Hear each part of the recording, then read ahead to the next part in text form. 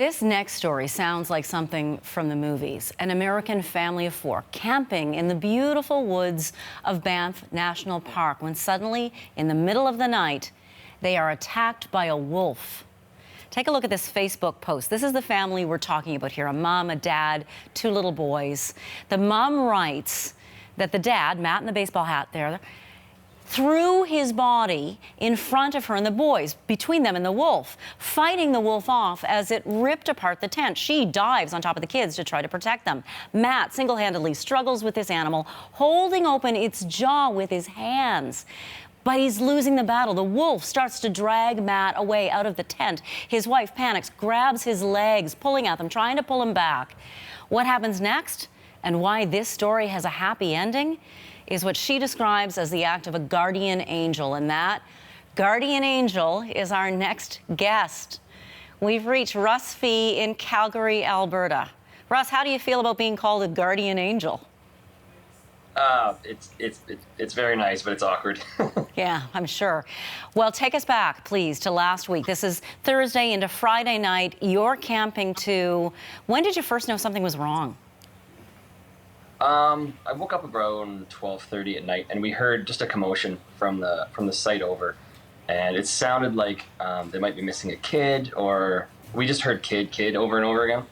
And my wife had asked me if we should go help, and I just figured we'd wait a second to hear a bit more. And eventually we heard both the mom and the dad yell for help, so we just immediately started trying to unzip the tent, and full panic set in, and we didn't do that very well. But eventually we were able to get out. I threw on some shoes, my wife threw me a lantern, and I just kind of started running towards their site. And what did you see?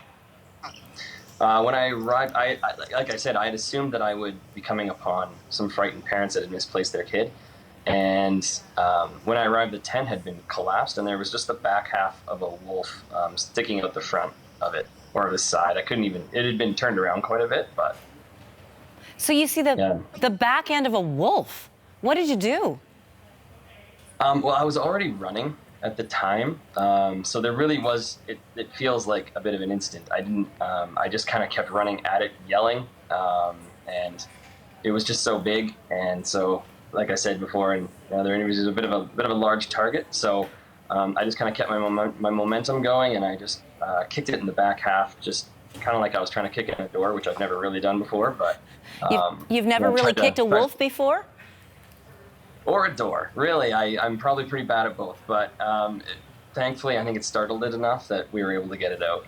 That's terrifying, though. This is a wolf. You were in danger. What happened next? So the wolf popped out, a little curious, I think. Maybe just didn't see that coming, and I was just trying to assess how much trouble I was in. I wasn't too sure if it was going to come at me or not, but it wasn't snarling. It wasn't growling at me at all. But Matt popped out right away, and that was pretty good. He was pretty amped up, so he was able to grab like a broken tent pole. The campground itself has rocks all around every campsite, so I was able to pick up a rock, and we were able to sort of lob rocks at it for a while. That seemed to push it back quite a bit. So, you say that Matt came out of the tent and he was amped up. Adrenaline's running. He's trying to protect his family. We now know that he was just inside wrestling with the jaws of this wolf. What did he look like when he came out of the tent? He was in pretty rough shape. He had some pretty obvious gashes on his arm, but so he had blood mostly down the one side of his entire body. But he was, like I said, he was full of adrenaline, so he was running around, he was picking stuff up. So I was happy to see he wasn't completely incapacitated, because I don't know if I would have done very well without him. But yeah, he was a little worse for wear, but he did amazing. So you kicked the wolf, got it to release its hold on Matt. It comes out to see what just kicked him. Matt comes out swinging this tent pole, and you start throwing rocks. Did the wolf run away? No, it seemed really curious. We did manage to connect a few times with it. It was so large, I don't think the rocks did much of anything to it. It just kept going around the perimeter of the site, watching us. So we were just trying to track it with our lights to make sure it didn't get around behind us. But eventually we were able to notice they were trying to find their keys in the tent, but the tent was a disaster. So eventually we just had everyone run over to our site where my wife was and piled everybody into our van. So you get everybody into the van. What do they say to you? And they must be so upset. Yeah, it's quite a panicky situation. We did have another camper come over at that point to make sure everyone was okay. He's trying to figure out what was going on. And my wife started wrapping up Matt's arm with a towel because he wanted to hide it from the kids, but we wanted to stop the bleeding. It was a little more, it wasn't great. And so yeah, when we were tending to Matt, we kind of all sort of forgot about the wolf, and then we heard my wife scream, and we looked around, and the wolf had actually followed us back onto our site and was now next to our tent with our kids in it.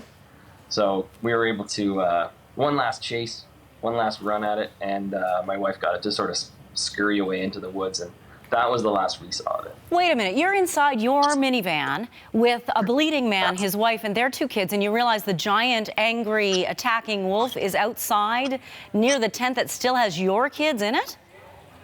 Wasn't technically angry, but yeah, that's pretty close. It's funny. It's a funny thing that panic does. We all were talking about it yesterday, actually. As soon as we got back to our site, there was sort of a single focus on Matt, and we sort of completely forgot that the wolf that was really interested in people was still kicking around. But thankfully, my wife was paying attention, and we were able to solve that. So you somehow distract again the wolf, go get your kids, everybody is safe. Yes. Phew, thank heavens. How badly hurt was Matt? It could have been a lot worse. He did really, really well. It was mostly a few puncture wounds on his arm, but the bleeding didn't last for very long. I think some of the teeth might have been worn down on the wolf. I think it was a bit of an older animal, so he claimed it was just a lot of pressure, and he's very bruised up, but there was no tearing. It was mostly just punctures, so he got pretty lucky. There wasn't really any damage, and the wolf wasn't rabid, so that worked out really well. Well, that's great. Are you sleeping okay? Getting there. Last night was pretty good. Russ Fee, thank you so much for joining us from Calgary, and well done, man. Good kick. Well, thank you for having me, Janet. Thank you.